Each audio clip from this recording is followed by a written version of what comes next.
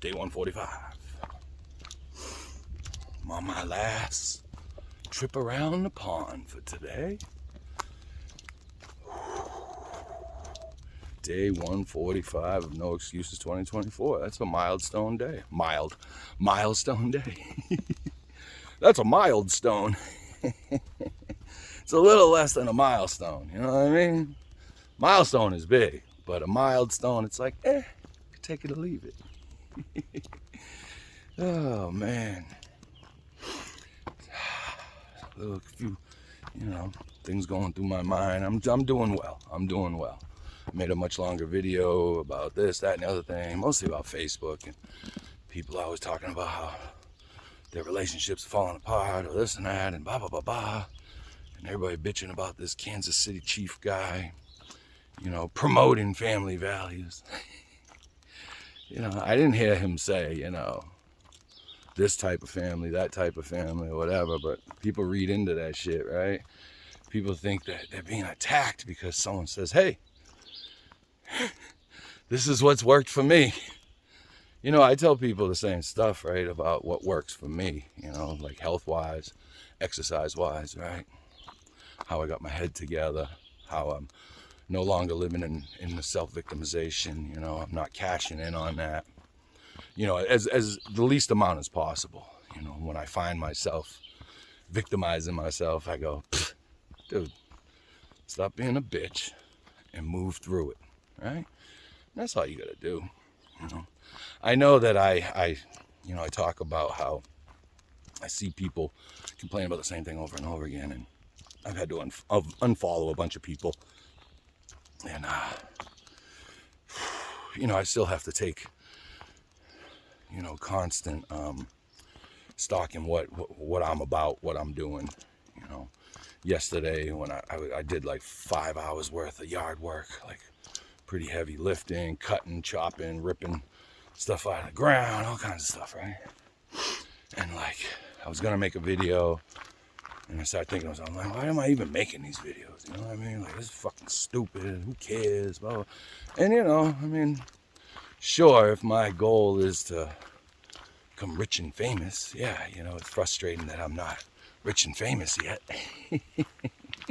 But it's all right, like I said in the beginning when I started doing these videos, it's not necessarily for everybody, right? I'm hoping that people in my age range, 40s to 60s, Gen Xers, might take a look at yourself and go, fuck, if that fat, unhealthy, mentally unstable, heroin addict, crackhead alcoholic can straighten his fucking bullshit out at 49 into his 50s, then why can't I? Right? And you can, we all can. Has my life changed that much? No, but it definitely feels better, right? I don't want for anything. I'm not rich, I'm not poor, but I'm happy. I'm happier now than I have been almost all of my life. Don't get me wrong, in my teens were very troubling because of my home life, my mom and stuff, and not having my dad around, my real dad. And, poverty-stricken neighborhood, the projects, and, the hood, whatever you want to call it, the bricks, public housing, Section 8 community, before there was Section 8. But, I still had a lot of good times. I spent a lot of times with my friends and, doing whatever I wanted to. I'm not saying all the choices I made back then were healthy. They were not. Absolutely not. But, I did have a good time. Same thing in my 20s, But there was periods in those, in those decades, my teens and my 20s, where I was like, wow, I'm fucking up. I ain't doing the right thing. I had moments of clarity that I never really let congeal in my mind, because it was always somebody worse, or, oh, if I just get this job, I'll be all right. And usually I was for a little while, your body recovers, mentally you recover, and then you go right back into the same old victimization and bullshit, drug use, mostly alcohol. But, today I dissect, why am I thinking this way? How come I'm noticing this stuff, right? And if I'm noticing a lot of stuff, you know, to a certain extent, then I notice that it's probably something in me that I need to work out.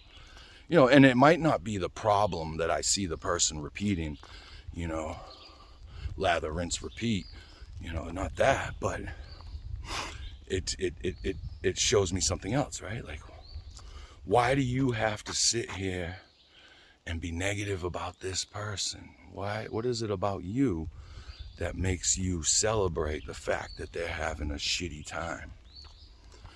You know, and usually that's what it is, right? So either I see something in them that I don't like about myself, or the stuff that I'm seeing and the way that it makes me react is something that I don't like about myself. So it's always a lesson, right? It's always you know, a teacher teaching me something. Whether or not I want to see it at first, whether or not I can see it at first, that's a different story. But I'm more likely to see it now. You know, my girlfriend, it made me a little uncomfortable, but it felt good at the same time. My girlfriend told me, you know, you've really changed over the last, you know, especially 2 years, you know, and that's when I started exercising. It was 2 years ago, you know, getting my head together. And she's not the only one. My kids notice a difference in me, you know. I mean, they might not say it out loud, but I can tell by the way that we interact with each other, you know. They're not breaking down and having these anxiety attacks and, you know, crying about who knows what, right? I mean, I know what it was about, but, you know, whether or not they did is a different story. You know, and I hear it from longtime clients that I've had in my barbershop. You know, they're like, wow, man, you sound way different. You look different. You know, you act different. The way you carry yourself is different. You know, and like I say, you know, if you have to tell everybody all the time how much you've changed and how different you are, I mean, have you changed? Are you different? If they don't notice, you know, and it takes a while. Don't get me wrong. I mean, people will notice it, but, you know, they don't know if you're on the way down or on the way up a lot of times, right?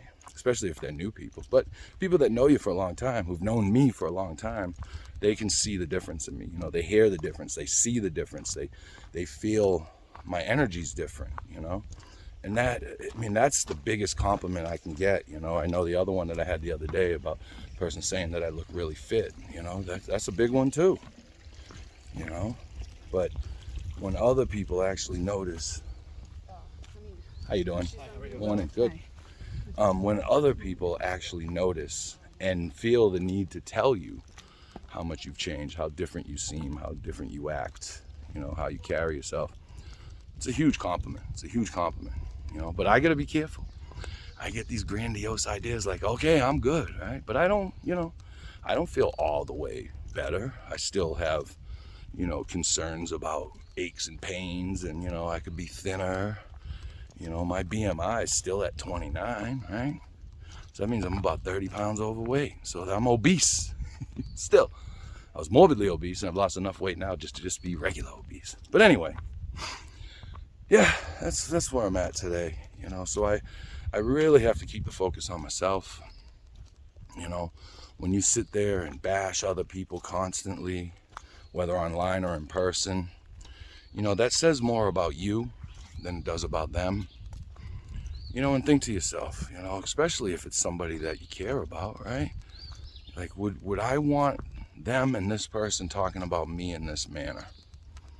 Usually it's no.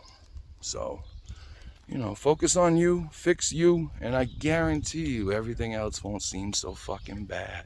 All right, everybody, day 145, do your thing, man. Get at it, whatever getting at it is for you. Peace. Have a great